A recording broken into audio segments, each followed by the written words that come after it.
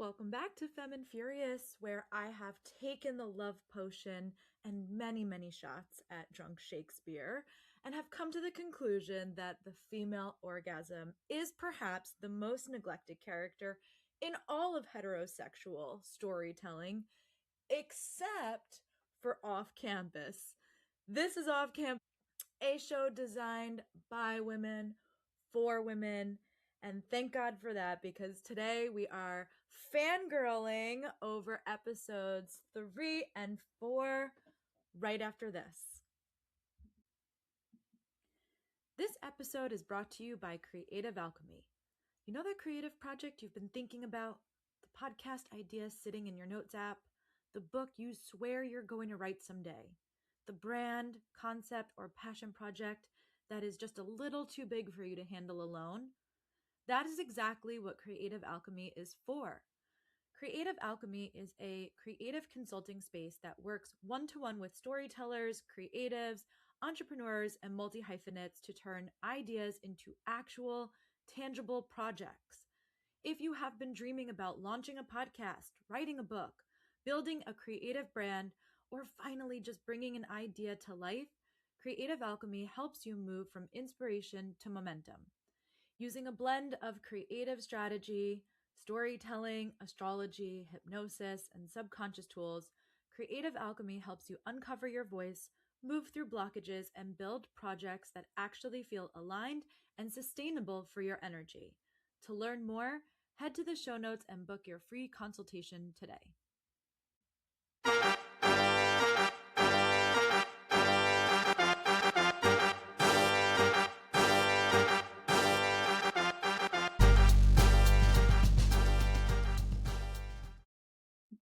All right, baddies, welcome back to Femme Furious. I am your host, Julia Rose Portella. A little housekeeping before we dive into episodes 3 and 4. I have my 100th episode coming up. I can't even believe it. It's going to fall around the same time as my birthday, which is like a special gift to me in particular. So I am going to host a private event. It will get eventually, potentially released as a show, but I'm going to host an event and I would love for you to come. However, I want you to vote on what the event should be. So I have 3 different options for you, and I'm hoping you'll like them and we'll be able to hang out together and celebrate Femme Furious' 100th episode. Holy shit! Each one of these events are designed to be interactive. So I want you to be able to show up to this event. You will be able to log in on your phone, and we are going to have a wonderful, beautiful evening hanging out together, and you'll be able to participate live in whatever event that you choose. So the first event is going to be Pop Culture Court. If we decide to do Pop Culture Court for the 100th episode, that will look something like having 2 sides of an argument about a pop cultural experience. There will be multiple things that you, the jury, will be voting on, and then you will vote on the verdict. So you'll hear a side for a specific pop culture event. Maybe it's which book boyfriend is the guiltiest of being the hottest. That would be like an example of something that we would vote on, okay? Then you, the audience, will hear an argument, a counter argument, and then you will be able to vote. The second one would be Bracket Baddie Evening. So if you are familiar with March Madness, this would operate in a similar way. We will run our way through a bunch of different categories, and we will see who reigns supreme in this Femme Furious universe. Or number 3, the event could be a hot take town hall in which you would be able to submit your hot takes in advance. I will read them live, and then you guys can vote whether you agree or disagree with the hot takes. So if those are of interest to you, please let me know which one you would want to participate in. Pop Culture Court, Bracket Baddies, or a hot take town hall. Either send me an email at femandfuriouspod@gmail.com, or there will be a poll over on the Patreon. It's free. Just go over there. You don't even have to sign up for it. Just click and let me know. I'll put it up on my Instagram. So you can go follow over on Instagram at FemandFuriousPod. I'm going to put it up there. I'm going to keep it up there for at least a couple days. And then I will let you know by the end of the off-campus series, what we're doing, what the date's going to be, how you will be able to get invited and sign up for that. I will put all of the details at the end of the off-campus coverage. So just keep tuning in through the off-campus coverage and I will keep you posted. It's ending next week. So on Tuesday, we are going to be covering episodes 5 and 6. And then next Friday, we will be covering episodes 7 and 8. If you have now watched the show and you decide that you want to binge the book, great. I have covered the deal in 4 separate episodes in like 10 chapter chunks, basically. And I have grouped all of those together in a playlist for you that you can find in the show notes. So as you go through and start reading the book, you can follow along with the podcast if you'd like.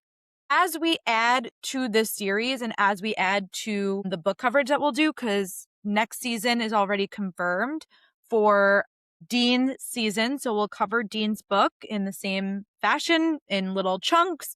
As I add to that, that will get added to the playlist. So if you want to keep up with this coverage, great. All you have to do is follow that playlist on Spotify and you'll stay up to date, or follow the podcast.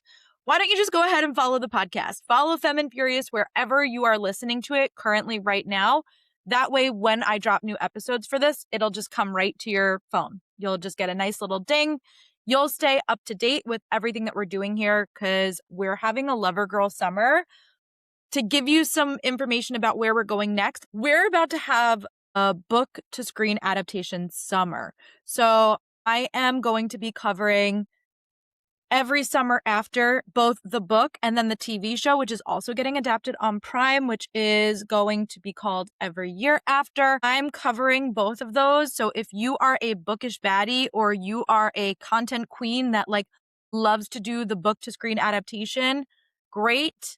Again, like and subscribe wherever you get your podcast so you can stay up to date on that. If you've not read Every Summer After, can't recommend it enough. It's one of my favorite books. I love pretty much everything that Carly Fortune puts out. I literally just devoured her latest book, Our Perfect Storm, in a full day. So if you are a romance girly, if you love the conversation that we're having about off campus, you will definitely 100% love Every Summer After. I'm going to link the book in the show notes. I'll link both of her books in the show notes. And coming up too, I will also be covering both the book and the adaptation of Love Hypothesis. I'm going to tag that in here. And coming up in July, this is looking a little bit ahead, I'm covering Yesteryear. We're going to be doing a deep dive into Yesteryear. We have a lot to talk about there. So all of that is coming up for all of my bookish baddies. If there's something that you want me to cover, please drop me a freaking line. FemmeandFuriousPod@gmail.com. I want to know exactly what you want me to cover. What are we fangirling over? Let's talk about it together. Happy to cover it on the podcast. With that being said, let us dive into our chic peek for this episode. All right, baddies. This is your spoiler warning. We are talking about everything up until episode 4 of the off-campus series. So if you have not read the books and you have not gone ahead in the show for whatever reason, you have more self-control than I do, but you will not be spoiled on this podcast. I am going to just keep it up until these 4 episodes and anything that is covered in The Deal, which is Hannah and Garrett's book. So we are starting with episode 3, which is titled The Orgasm. That is written by Ian Dykeman and Kristen Robinson. And The Breakup, which is written by Chic Manahar. And both episodes are directed by Samantha Bailey. So here's our vibe check, our episode recap. Hannah and Garrett are nearing the end of their deal. There's only one problem. Our girl Hannah can't seem to reach the summit, if you get what I mean. After a drunken escapade, Hannah propositions Garrett to help her overcome her performance anxiety. Totally normal stuff. But after watching her with Justin during Drunk Shakespeare, Garrett comes to the conclusion that she's just not that into him. And so he's got no room for distractions, except, what's that? Oh, is it Hannah singing over the PA system? I'm not sure if you know this, but hockey season and cuffing season coincide, babes. And Hannah Wells officially has Garrett Graham on lockdown. Feral factor. The orgasm is an 8 out of 10. The breakup, 9 out of 10. Great episode of television. Who these episodes are for. Number 1, karaoke stands. Number 2, any thespian. You're welcome to the party. Number 3, chronic yearners. All right, we are just going to dive into these episodes by theme. Please let me know if you like this style, okay? I am part of the Air Amplify New Voices cohort. It's such an honor, and we got to meet with an executive from Apple Podcasts, and she suggested that we don't write full scripted podcasts, that we just kind of keep it bullet noted. So this is the first time I'm running my episodes like this. I'm not going to lie, I'm sweating a little bit. I've been like procrastinating all day because this is challenging for me. I like to really write them out. So please let me know if you like this. Please let me know if this worked for you. So we're just going to kind of run through by theme. So we're not really going to go in order, but we're going to touch on everything important that's happened over these 2 episodes. So the first key theme that I would say that's really present throughout these 2 episodes is female pleasure and intimacy.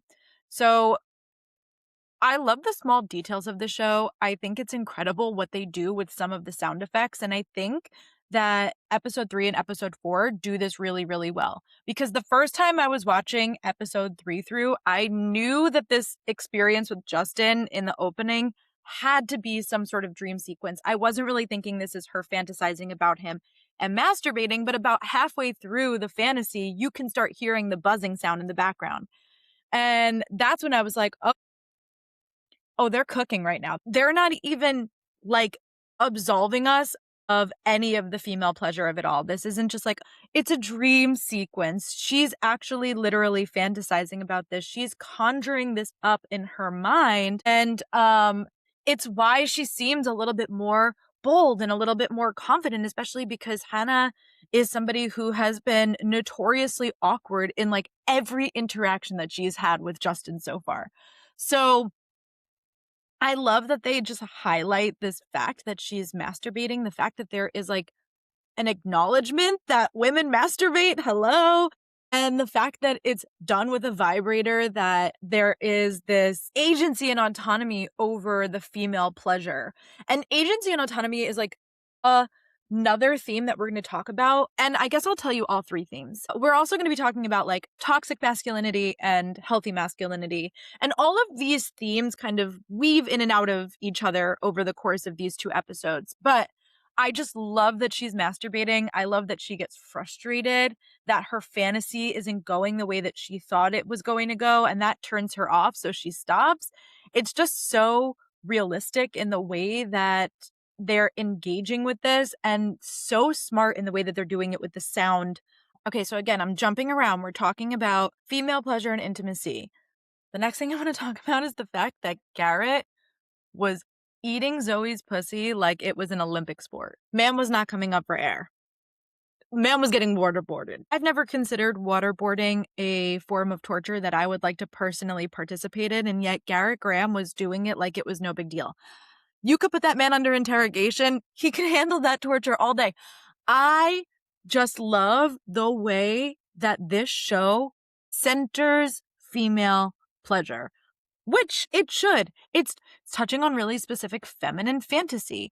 So the fact that we're taking a character like Garrett Graham, who is low-key misogynistic in the books, and yet is also in the books seriously concerned about Hannah's pleasure, to see that this is somebody who takes it seriously outside of the context that we get with him and Hannah together. In the books, this happens with a girl named Teresa. They're having sex. It's not that he's eating her out or anything like that. So the fact that they've changed this detail of like Garrett's having sex to like Garrett is on his knees with a girl's legs wrapped around his neck. And when Hannah walks in on them, he looks up and wipes his mouth.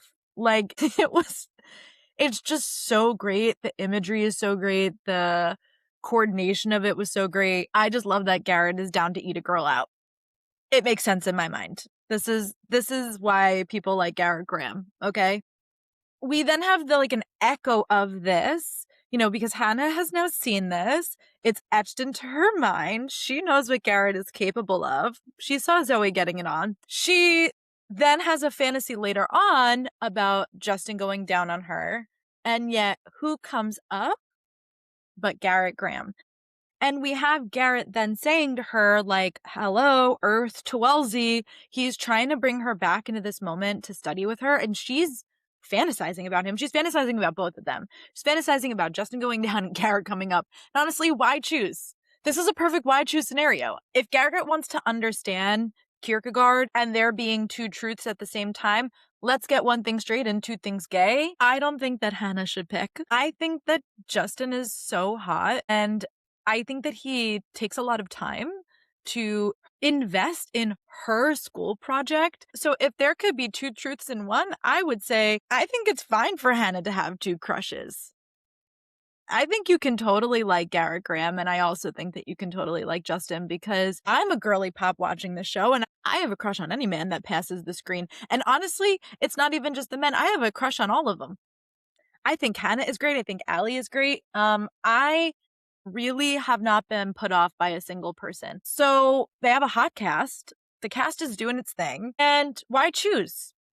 Why choose? Also, in female pleasure and intimacy, I love that there is this reclamation of the understanding of what slut is, right? So I just think this line that Allie says to Hannah when they are going to karaoke, when she's like, my slut top, take it from my boobs to yours.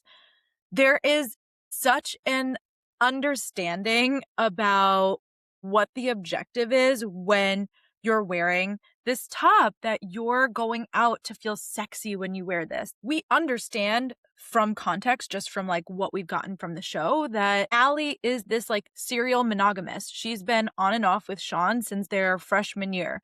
Allie is not somebody who is clearly going out and having a ton of consensual and also consistent sex. She's yearning for it, certainly in her mind, because all she's getting is missionary with a pillow under her butt, but she's not actively going out there and doing what we would consider slutty.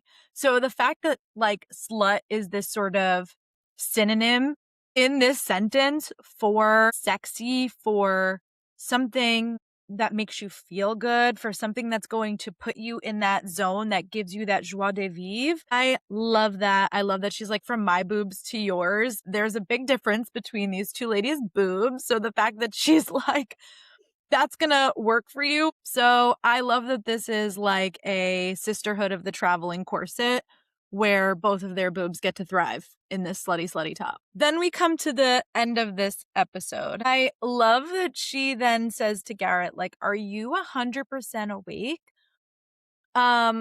First and foremost, no, he's not. He's just blinked his eyes open. You've passed him a coffee. He's barely just sat up. And you are like, will you come to the cottage with me this summer? I'm sorry, wrong TV show, wrong hockey show. Will you give me an orgasm tomorrow night? Can't say she doesn't know what she wants. She's fantasized about it. She's seen Garrett eat somebody out. And now she's like, can you do that thing that you did for Zoe and many, many, many other women? Can you also do that to me? And I don't blame her. I really don't. I've said it on this podcast before. The voyeur in me respects the fact that Hannah saw Garrett eating somebody out and was like, I'm going to imprint on that fantasy and I'm going to take over that and make that mine. Why not? I think Hannah should own her voyeuristic intentions. So I also want to kind of group intimacy in here, because there is then this conversation that they have in the next episode, in episode 4, where Hannah tells Garrett everything that's happened to her. She says, no one at Briar knows, just you. So this intimacy that they have created really quickly with each other, essentially from Dean and Beau's birthday onward, they have really built this relationship with each other where there is a lot of trust and vulnerability that is happening between the two of them. And she gets really vulnerable right here by sharing what's happened to her. And we know that she hasn't shared this with Allie.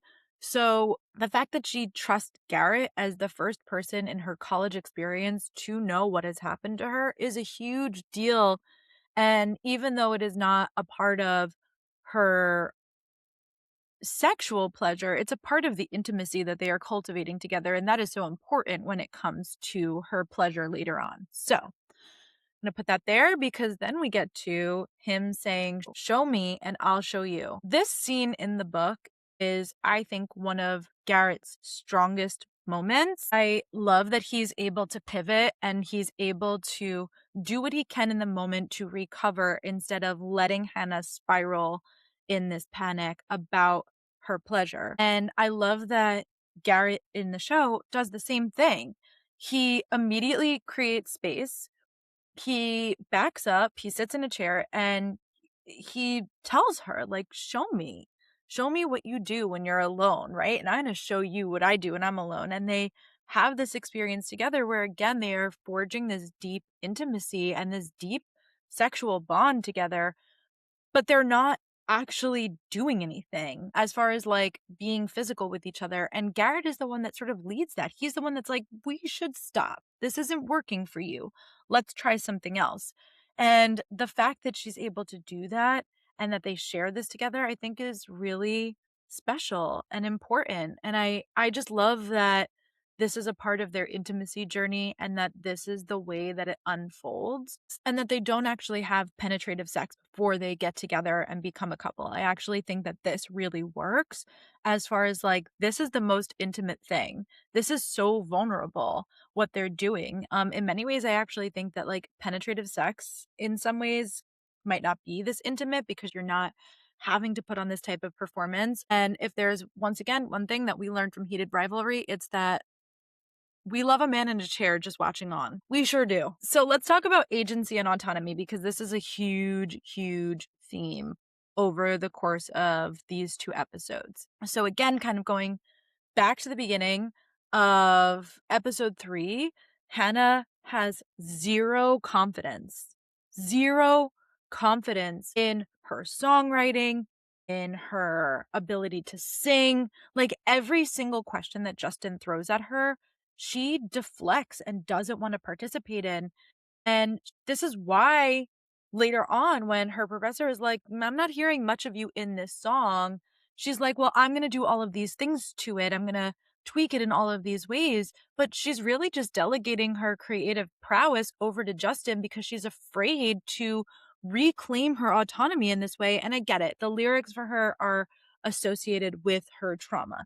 So there's like a specific correlation there. But she's a music major. She is somebody who is so incredibly talented at clearly the clarinet, clearly plays the guitar, clearly plays the piano. She's writing lyrics. It's been said that she's an incredible compositionist. And we know from the video that Garrett has watched on her Instagram that she's also a good lyricist, that she's written this song that is on her Instagram. So she's much more talented, and we know that. We see that. We have witnessed that. But she does not give herself that credit, and so she just continues to delegate her creative talent over to Justin, who is talented in his own right, but just very different than she is. And so I just love this experience of autonomy that she has to go through. It happens a little bit different in the book. In the book, right, she's got Cass Donovan who's like taking over the song, taking over this duet that they're supposed to be doing together. And there's a lot of like insinuated emotional abuse that comes from not just how he treats Hannah, but how he treats MJ, who is their pianist and the compositionist of that particular song in the book. And so, like, this is something that Hannah struggles with, and it's a huge part of her healing journey from her rape and her sexual abuse, in my opinion. I don't think that Hannah can go on the journey of healing all the way until she is able to self-advocate. And I think her art becomes the easiest avenue for her self-advocacy as we go through the show. Or at least I'm hoping that that's what will happen. So let's talk about Allie and Sean and this conversation that they have in the shower. First of all, kudos to taking a shower together, shower sex, all this stuff. They're not having shower sex, but they're in the shower together and they're having this conversation. And my first love and I used to do this. Like, if we had to have a serious conversation, sometimes we would just get into the shower and like sit down and have this conversation because it just made things so much easier for whatever reason. So they're having this conversation, and Allie drops such an incredible milestone for her that she's been signed by an agent, which is a huge freaking deal. And then we've got Sean, you know, her wet mop of a fucking boyfriend, who basically is like, well, I thought you were going to outgrow your dreams. I thought like you going to school for theater was this like silly little thing that you were doing. And as somebody who also went to school for theater, I just got rage baited by Sean in this moment.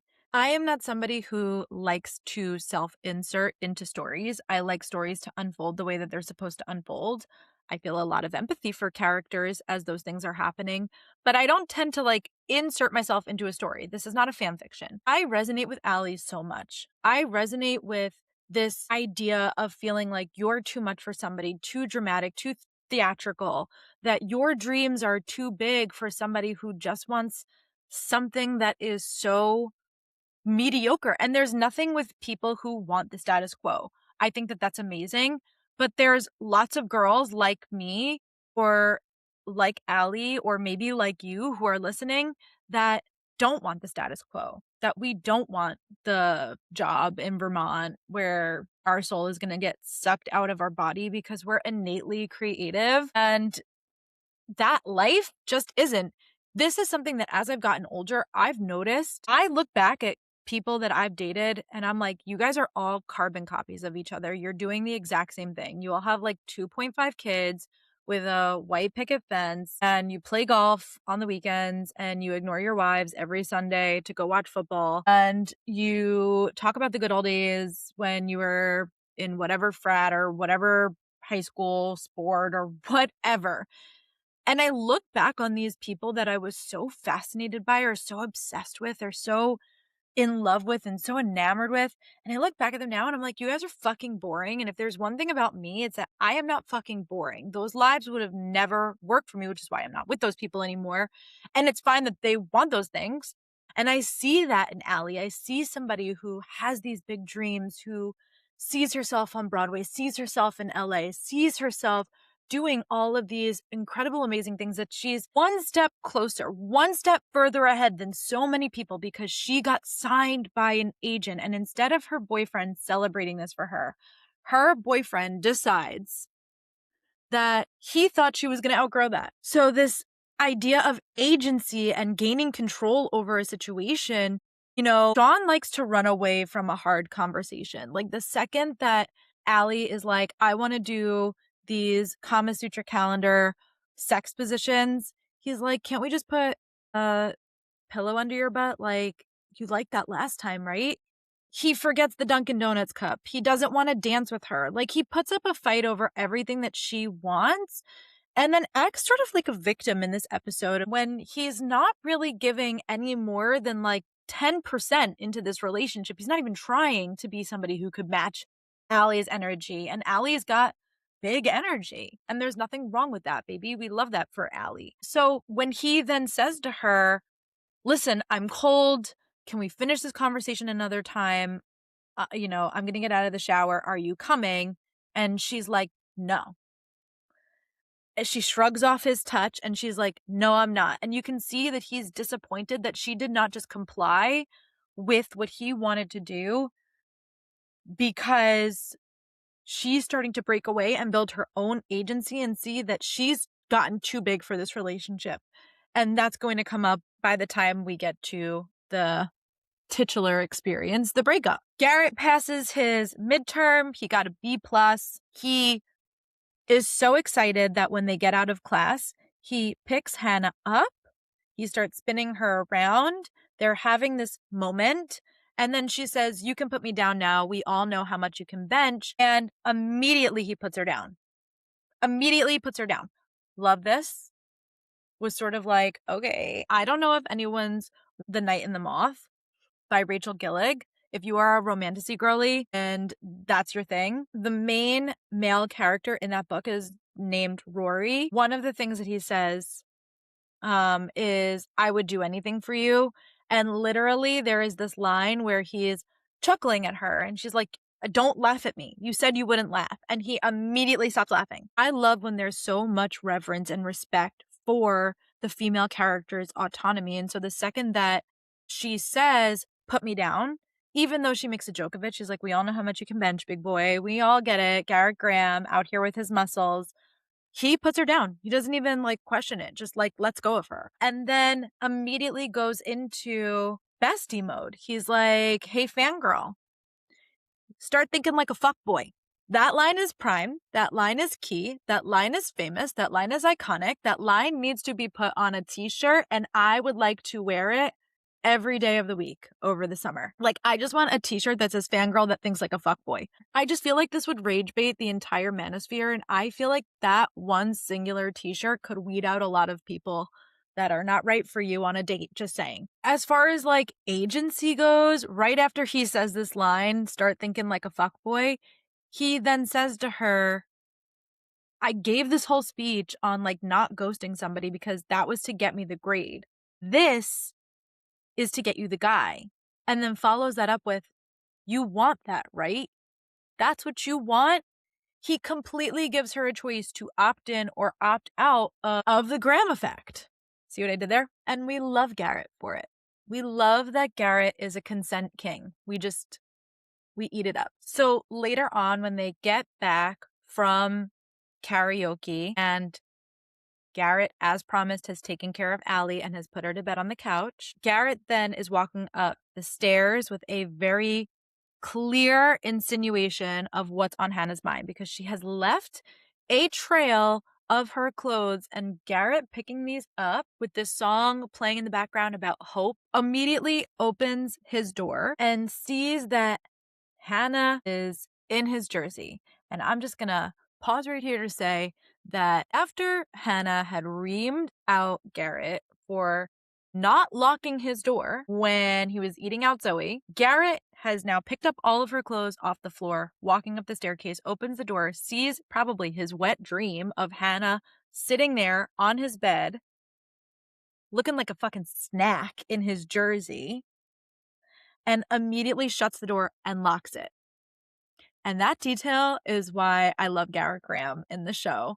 I was just like, of course he would lock it. Of course he would not want people to walk in on him and Hannah. Of course this is something that's private to him, something that he really deeply cares about her. We love you, Garrett. So I love this for Hannah. I love this as a part of her reclamation of self. I love this as a part of her autonomy journey, that she is somebody who decides, even in her drunken stupor, that she wants to seduce Garrett Graham, and that this is the way that she's going to do it. She's going to take off all of her clothes, and instead of being nude, she's going to be there in his jersey because that's fun. The next morning, she doubles down.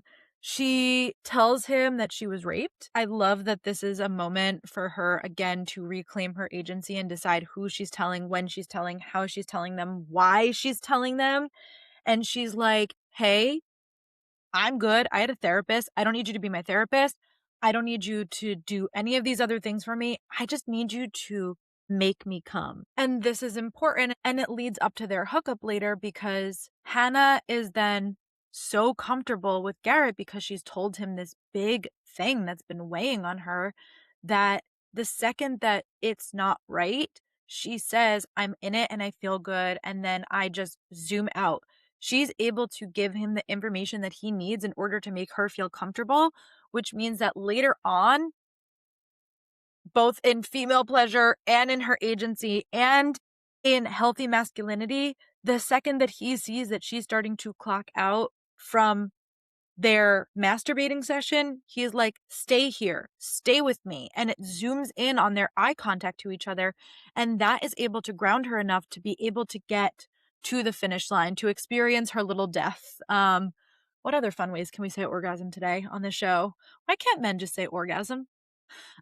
Great line, by the way. And then I love that Hannah knows herself well enough to know that she's fucking annoyed that he's getting Snapchats right after they just hooked up. So the second that they're downstairs and they're having this moment together and they're really building a deeper connection. And it seems like their walls are starting to come down. He gets these Snapchats, which to his benefit, it's not his fault that people are Snapchatting him. To his absolute pitfall, has this man never heard of Do Not Disturb? And if ever a moment to put it on, maybe it's when you're hooking up with your crush. But okay, so the second that he gets snapped, Hannah just kind of once again reclaims that agency and she's like, thanks, dude. This was great. You've been really helpful. Catch you on the flip side. And she leaves. And then she goes home and she tells Allie about it. And Allie's like, you're not going to get stigmatized over this. And she's like, no, because basically anytime I even let myself think about it, he's getting a sext from another girl. So what's the point of even letting myself fantasize? Because there's 100 other girls that are waiting to replace me. She's sort of like having this like dual experience over her own agency, over her own feelings about Garrett. So I love this. And then for our last theme, we have healthy masculinity and toxic masculinity. And there is a lot of it in the show. And I love all of it. I think that the show does a really good job of portraying nuance within masculinity. That's exactly what Garrett says this episode. He's like, I'm a hockey man that contains multitudes. And I think that that is so important for men, boyfriends, husbands, partners, whoever might be watching the show. I think it is important for the masculine audience that might be engaging with this show to see these are healthy relationships for the most part. They're not perfect relationships. No relationships are, but they are so much better than like the misogynistic, toxic manosphere bullshit that exists in a lot of different spaces. So we have Garrett who's trying to study. Hannah's just canceled on him. He goes downstairs. No one's intentionally trying to, and yet everyone is putting pressure on him. And this is where you can really see how much Garrett's life weighs on him. They're basically like, you need to let him study because if he doesn't study, he doesn't play. If he doesn't play, then we've got no defense. If we have no defense, the entire line falls apart and then we're going to lose. So like, this just snowballs into a bigger thing where he's realizing that this midterm is so much more than just a midterm. The pressure that sits on this one test for him is really weighted. But I love that, like, in the midst of all of this, we have Tucker who has cooked for him, who has made him this keto meal. We have Logan who's telling Jules to back off when she's hounding Garrett about the Liquid IV sponsorship, the money, all of this stuff. Even though it's true, Logan is the one that's like, Jules, take a back seat, baby. You don't need to be doing all that. And there's a lot of like toxic and negative things that are happening in this scene. Tucker being somebody who is like prime green flag energy, but Garrett is somebody who is so emotionally repressed and feels like he needs to keep everything in and is so consumed with like self-control that he can't even speak his feelings in this moment about how overwhelming this is, about why he doesn't want to do the Liquid IV sponsorship with his father, about all the pressure that they're unintentionally putting on him. And so he just gets flustered and like runs back upstairs. So a little bit of both in that scene. We then have John Logan taking the bike onto the porch. We love that he is protective over Hannah's bike. We love that he goes down and fetches it for her. But also, he's jealous of Garrett. He doesn't realize all of the things that are happening in Garrett's life, but he's jealous of him. He doesn't ever let it consume him, and it never really comes out in a way that has too much bite, but you can tell that it's there. He says, we can't all be Garrett Graham, but he moves on really quickly, and he's like, but whatever, you know, he's upstairs in his room. He doesn't use that as a wedge between Garrett and Hannah or whatever is unfolding between them. It's just how he feels. And so he throws it out there, even though him and Hannah have so much more that they can bond over in the fact that they are both people who are in the column of toxic masculinity. We have Garrett arguing with Hannah over the exclusivity of their fake relationship. He says, we're not exclusive. We talked about this. To which I want to say, no, what you said was that this would be mutually beneficial because you could pretend to be her boyfriend since you didn't actually want to be her boyfriend and she wasn't interested in you. So that worked well for you too. But you were supposed to be fake exclusive, which means you really shouldn't be eating out, Zoe. I agree with Hannah here, okay? We can argue this, by the way, in pop culture court or in hot take town hall, if those are things that you want to participate in for the 100th episode, okay? He says, I don't see how there can be two truths, like shit's either true or it's not.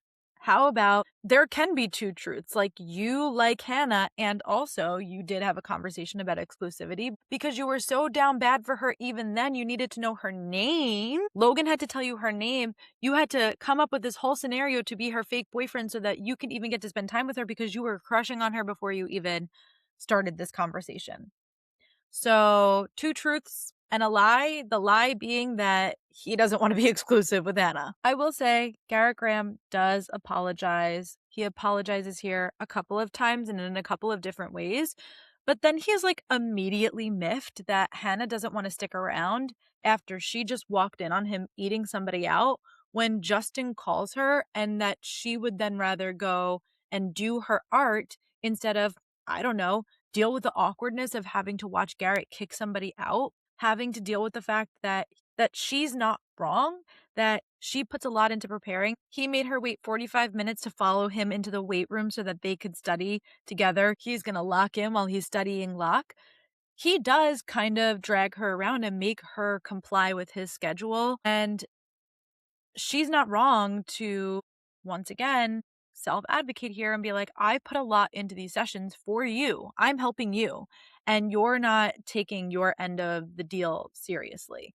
So good for Hannah for sticking up for herself. I'm not saying I love Justin for Hannah. I am saying, though, that I think that he's actually really kind to be taking time out of his entire life and whatever his workload is, whatever his schedule is, his band schedule, whatever, to help Hannah. He doesn't have to do this. Of course, maybe he thinks that he's going to get some action from it, but even still, he's super committed to helping her with the song. And I love that Hannah gets caught with her playlist. I had secondhand embarrassment watching this. All the times that I've watched this so far, I've had secondhand embarrassment.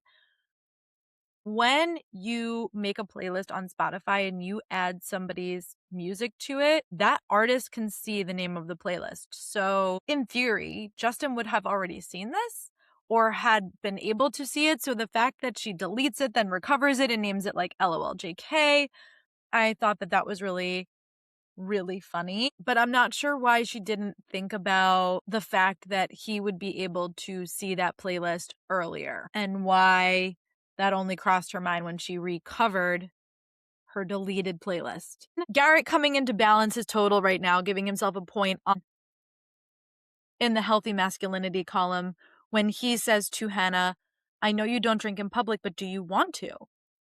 Giving her control, giving her an option.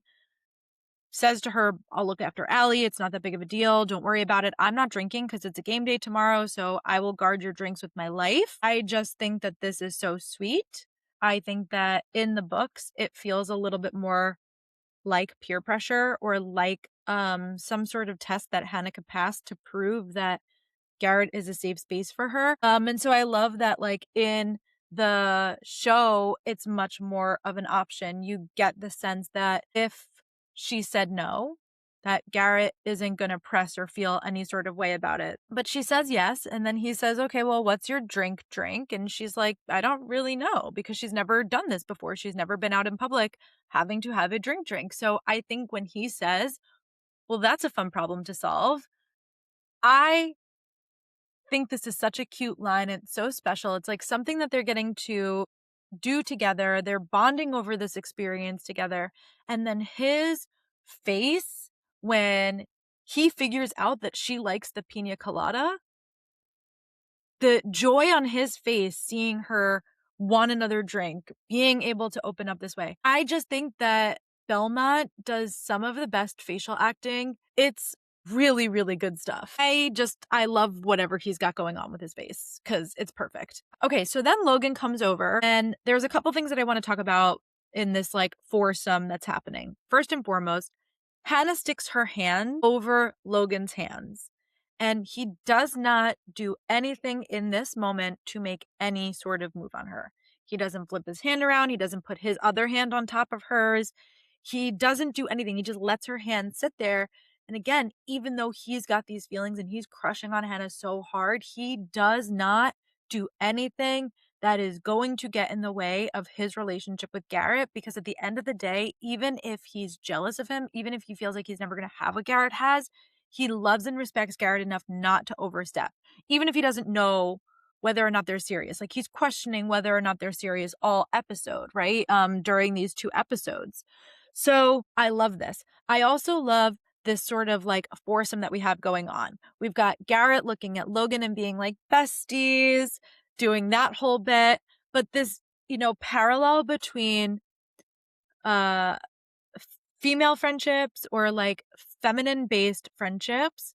Jules, I realize, is non-binary, and so I don't want to like categorize them as somebody who is just feminine, but like queer/feminine coded friendships that just have a different type of connection versus Garrett and Logan, who have this masculine based friendship and what the connotations of that mean. So even though these 4 boys tend to have healthier relationships than I think we see in many other TV relationships, this is like a prime example of the discrepancies between feminine and queer-based friendships and masculine friendships. So Hannah suggests that Garrett and Logan do Liquid IV sponsorship together. Jules is like, am I drunk or is that brilliant?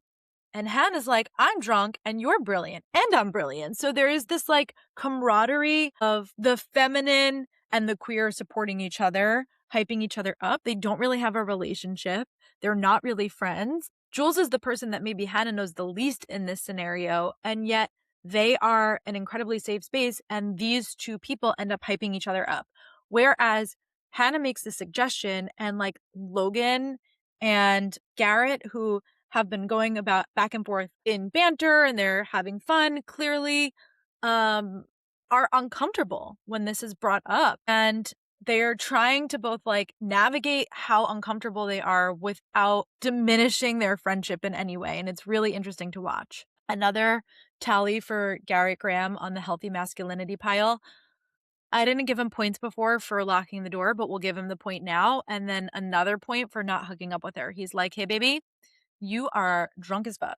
And as sexy as you look in my away jersey right now, I'm just going to go ahead and say, I'm not going to hook up with you. You're not going to remember any of this tomorrow morning. So that's a no for me, dog. Here, let me turn down the bed for you. You can come lay down and we'll have a nice little snuggle instead. We don't see that. We don't see them snuggling, but it's canon in my mind, okay? So kudos, Garrett Graham, we love you.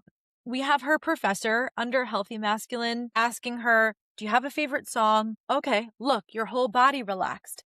He is somebody who is so encouraging, so loving, so nurturing. And nurturing is the key word, I think, here, that typically when it comes to these like masculine authority figures like a professor, we don't often get to see them in this light where they are so soft and so tender and so emotionally intelligent and also nurturing. He nurtures her. He is such a healthy masculine for her to have in her life. And I love that. I love it for Hannah and I love it for him. Now, we're going to get to my least favorite man in the entire series. I know I said earlier, I'm like, everyone in this cast is hot and I would gobble them all up. Everyone except Sean. Sean is, in my opinion, like gum on the bottom of your shoe that you cannot scrape off. And it's stopping your strut. You're just trying to strut down the sidewalk and you can't because you have this little sticky, icky piece of gum that you can't get off your shoe no matter how hard you scrape it against the sidewalk. The most toxic thing that happens across these episodes, IMHO, in my humble opinion, is the fact that Sean categorizes Allie in these different stages of Allie over the 5 different stages of the breakup. Kindly, Sean, fuck you. This is so gross to me that you would diminish your girlfriend, somebody that you say you love, to these different experiences. Even if this is the cycle, this isn't what you say. You don't say them in a specific way that is tagged directly to Allie as these like different stages of Allie. So we have surprise fight Allie. He's like, which guess what? We're in it right now. I'm going to avoid you for 36 hours.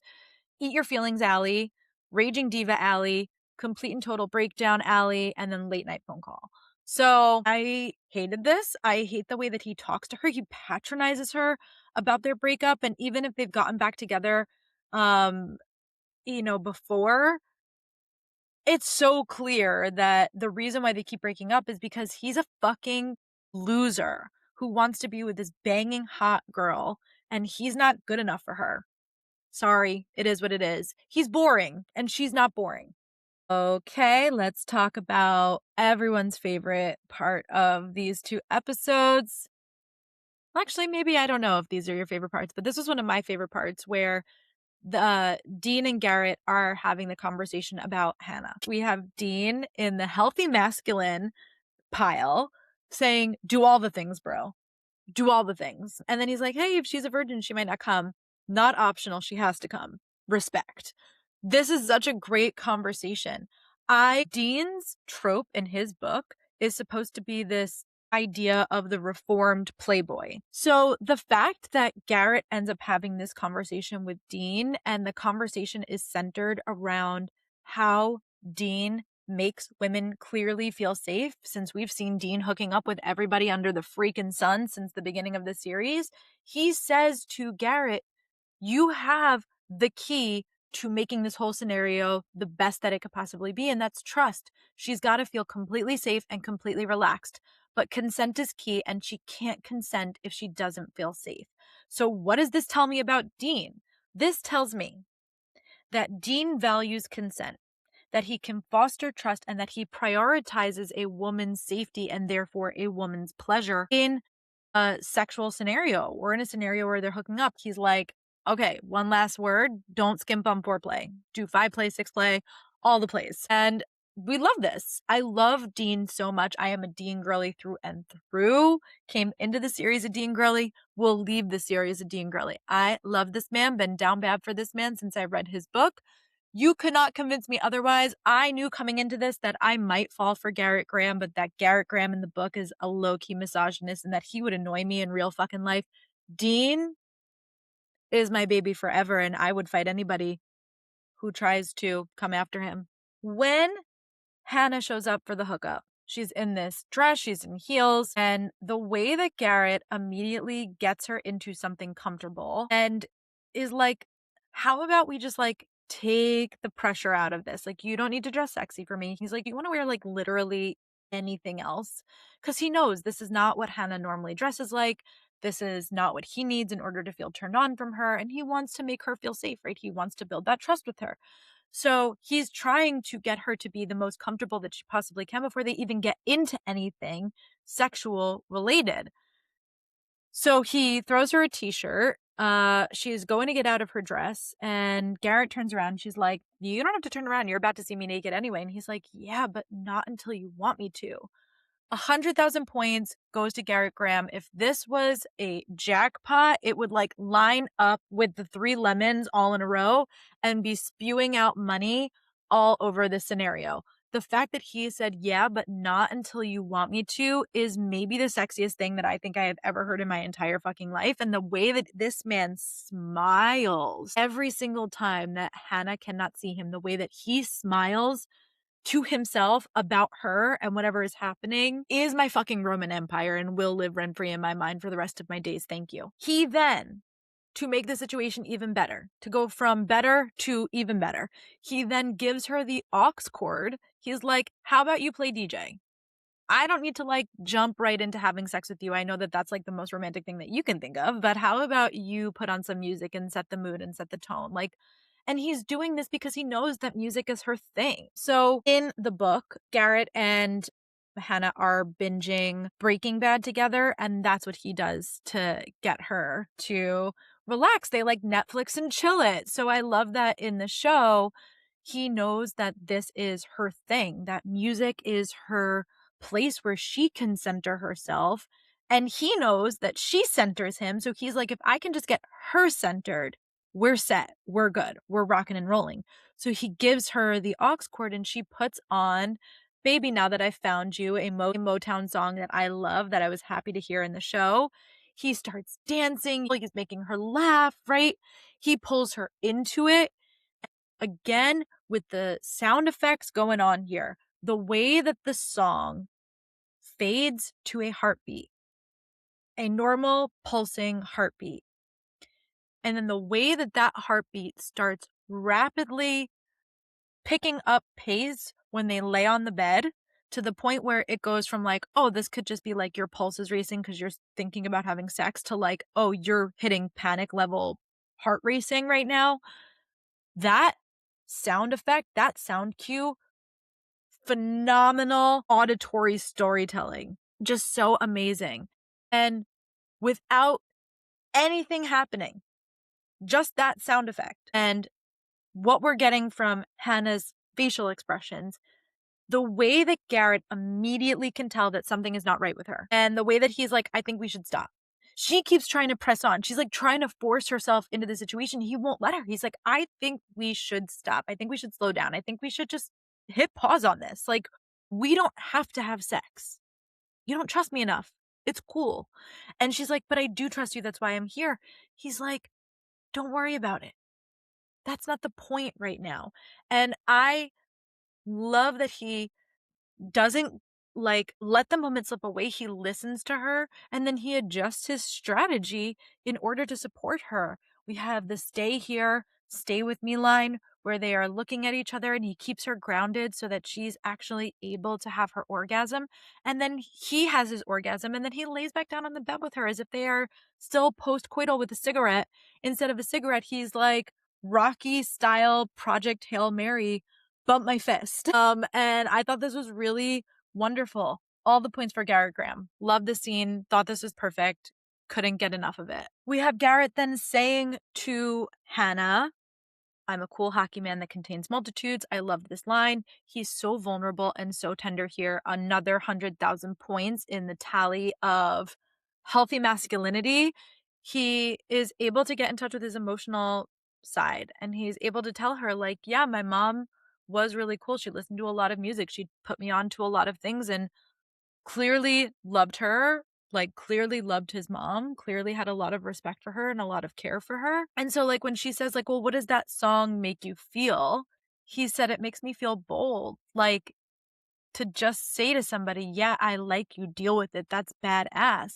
The fact that he has this answer that's not surface level is so stark in comparison to when she asked Justin the same question later on. And he's like, it makes me feel jealous that I didn't write the song first. And she's like, ugh, when you're comparing these two answers, you can clearly see who's got so much more emotional depth. And the fact that she's able to connect with Garrett this way and the fact that he doesn't try to shrug her off. We have Garrett then confiding with the team at practice, saying to them, like, it was so weird.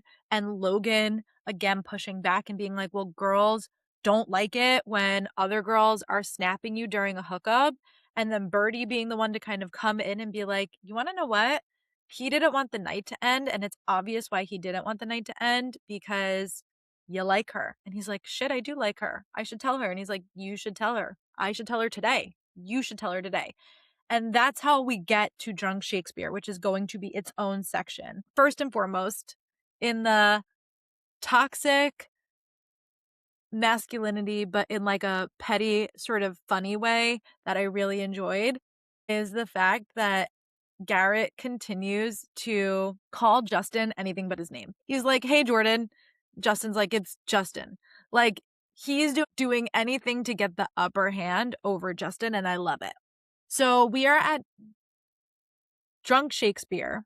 We have Dexter being bestie number one, calling Hannah and Justin for the show and being like, bitch, I love this for you, because he knows that she has a crush on Justin and now he's using his power in this show to get a little action for his girly pop. We also then have Dean helping out his bestie, being like, I'm Garrett, I want to be in the show. And Garrett's like, what are you doing? And he's like, you're never going to get her sitting on the sidelines. You got to go up there and do it. So I love this for Dean, I love that Dean is bestie number one in this way. We've got all of the besties working overtime in this episode.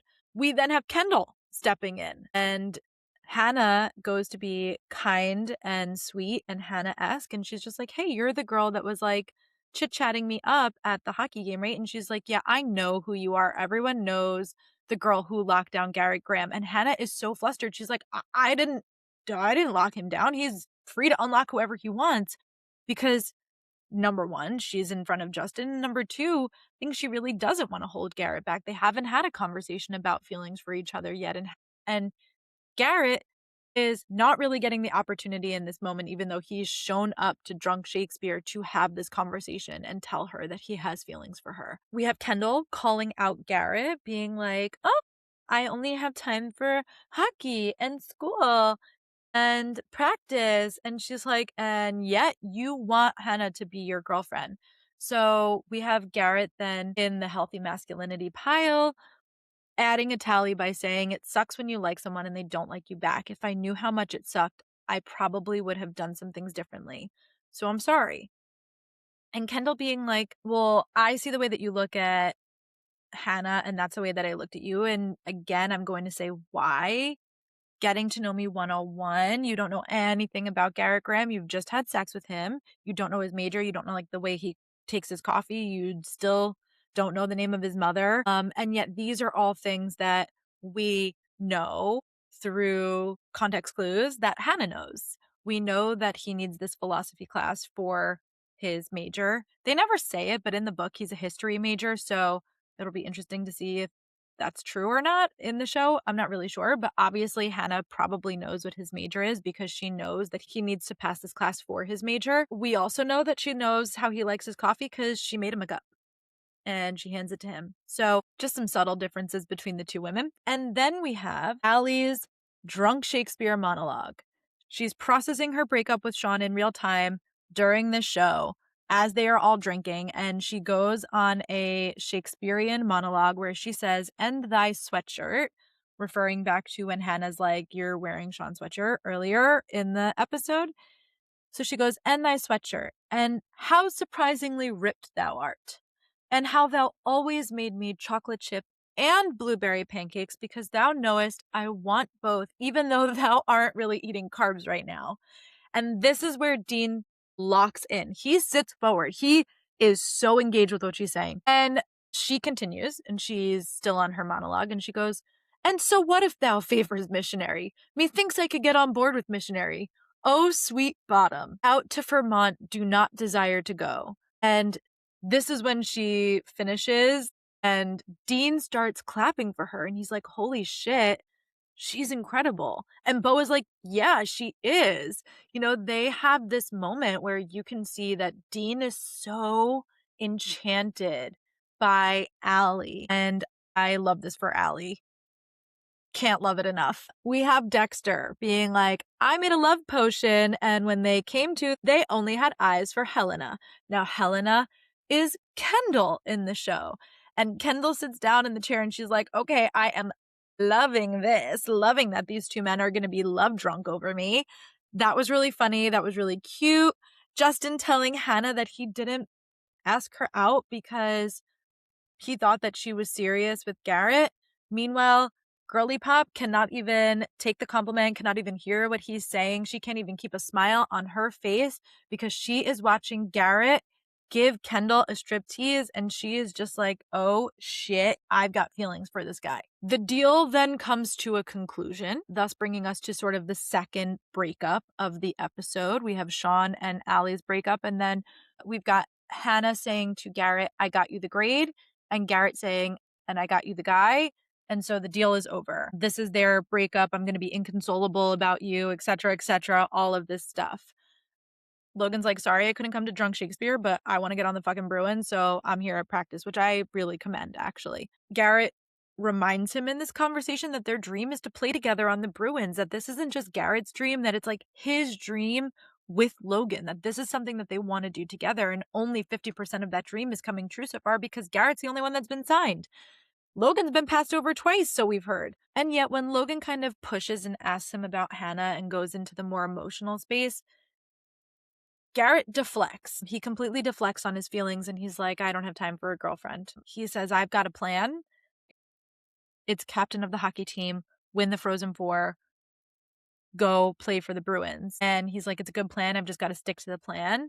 And Logan's like, it is a good plan. People would kill to have that plan. And he's letting Garrett know that, like, I want what you got, buddy. You've got something so precious and you don't even see it. And because Garrett can't let Logan in emotionally, is this separation between the two of them that is sparking and spewing Logan's jealousy. This is not really a spoiler for the books, but if you're somebody who's read all the way through the books, you know that Logan and Garrett have like almost a weird brother type of relationship. They're very enmeshed. They're very close. It's very incestuous a little bit, actually, especially in the new generation series that's been happening. But these people are very close. And so I love that we're sort of getting an origin story that they're not this close right now, that they're very good friends, but they haven't crossed this line where they can really hit that emotional peak because Garrett can't open up. And Logan keeps trying. He keeps trying to get Garrett to open up. And then we have the end of the episode where Hannah shows up to the hockey rink. She sings over the PA, "Baby, now that I found you." The way that this man, Garrett Graham, takes off his helmet is looking around to find where she is, finds her, and then runs up the stairs. And Hannah is out here being bold and saying that she likes him. Her showing up and playing this to him is her saying, like, yeah, I like you, deal with it. The way that he looks at her when he finally gets up to the PA booth, chef's kiss. We love it. I'm obsessed. I'll never be over it. All right, let's dive into some feminist footnotes and some fangirl footnotes. These are honorable mentions. So let's start with some fangirl footnotes. We have Garrett's phone background is him kissing Hannah on the cheek. Very cute. I also want to say that I saw an interview where the boys said that the hockey table in the house doesn't work. And then I was watching this episode 3, where Dean is playing air hockey with Zoe. And you can just tell that the air hockey table is not on. And I thought that was really fucking funny and so awkward that they would make them do this on a table that didn't work. You've got Allie at karaoke, the thespian that she is, singing "Take Me Baby or Leave Me," which is a song from Rent that is a breakup song. So the fact that she's singing it and she's singing both parts is also very fucking funny to me. I love her. She is a theater kid, true and true. We have Beau at Drunk Shakespeare being like, are these theater kids better at drinking than us? Yes, we are, Beau.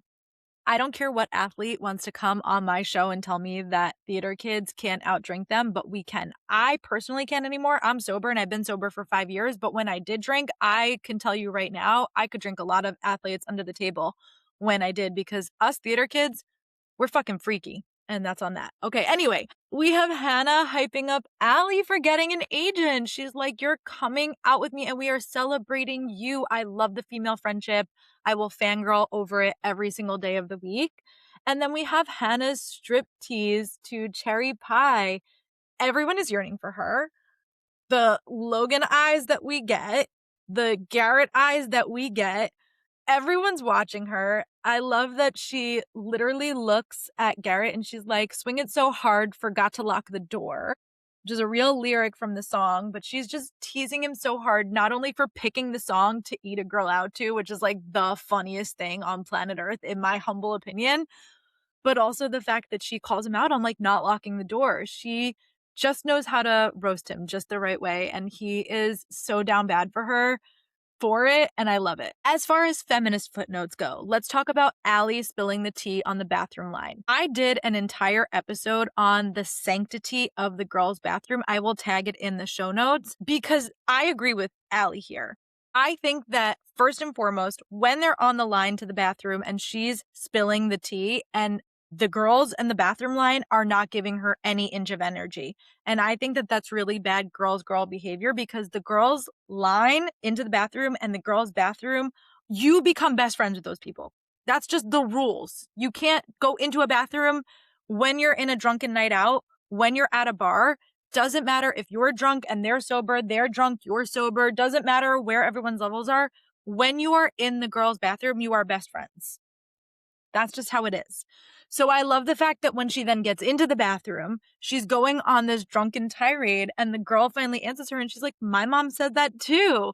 And they come out and they're washing their hands and they're having this moment. And then she clocks that that girl that was talking to her was hooking up with Dean in the bathroom. And she shames Dean and she's like, who hooks up in the ladies' room? And then she turns around to the girl and she's like, not you. You're a sweetheart. This is not your thing. I'm not trying to shame you. Get your orgasm. I'm here for that.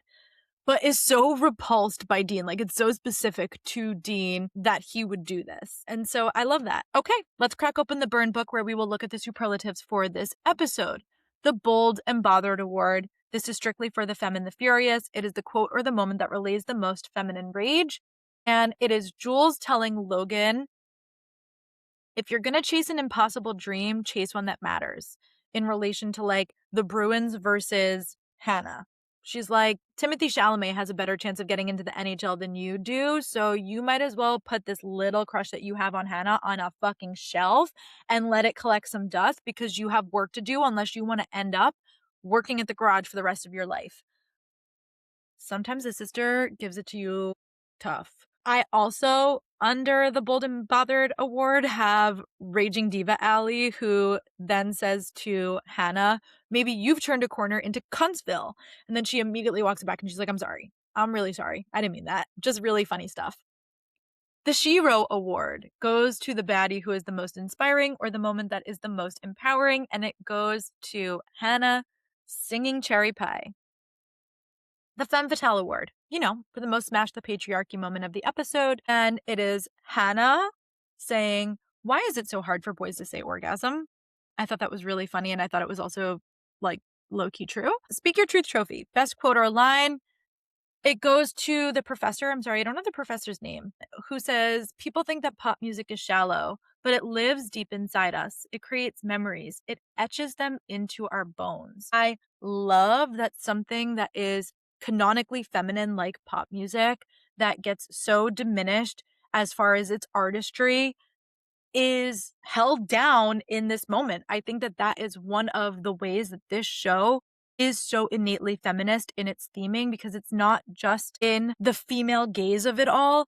It is literally in the way that they talk about things that are conventionally feminine or tagged to women or to queer people in some way. Okay, honorary heartthrob because I'm just a girl, okay, and I want to talk about the most swoon-worthy moments.